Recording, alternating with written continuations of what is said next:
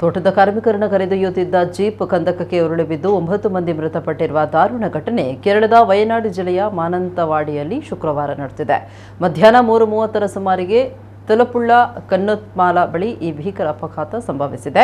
6 ಮಹಿಳೆಯರು ಸೇರಿದಂತೆ 9 ಮಂದಿ ಸ್ಥಳದಲ್ಲೇ ಸಾವನ್ನಪ್ಪಿದ್ದಾರೆ. 3 ಗಂಭೀರವಾಗಿ ಗಾಯಗೊಂಡಿದ್ದು ಅವರನ್ನು ವಯನಾಡ್ ವೈದ್ಯಕೀಯ ಕಾಲೇಜು ಆಸ್ಪತ್ರೆಗೆ ದಾಖಲಿಸಲಾಗಿದೆ. ಜೀಪ್ ಅಪಘಾತದಲ್ಲಿ 9 ಮಂದಿ ಸಾವಿಗೀಡಾಗಿದ್ದಾರೆ ಮತ್ತು ಚಾಲಕ ಸೇರಿದಂತೆ ಗಾಯಗೊಂಡ 3ರ ಸ್ಥಿತಿ ಚಿಂತಾಜನಕವಾಗಿದೆ ಅಂತ ವಯನಾಡ್ ಕಲೆಕ್ಟರ್ ರೇಣುರಾಜ್ ಅವರು ತಿಳಿಸಿದ್ದಾರೆ.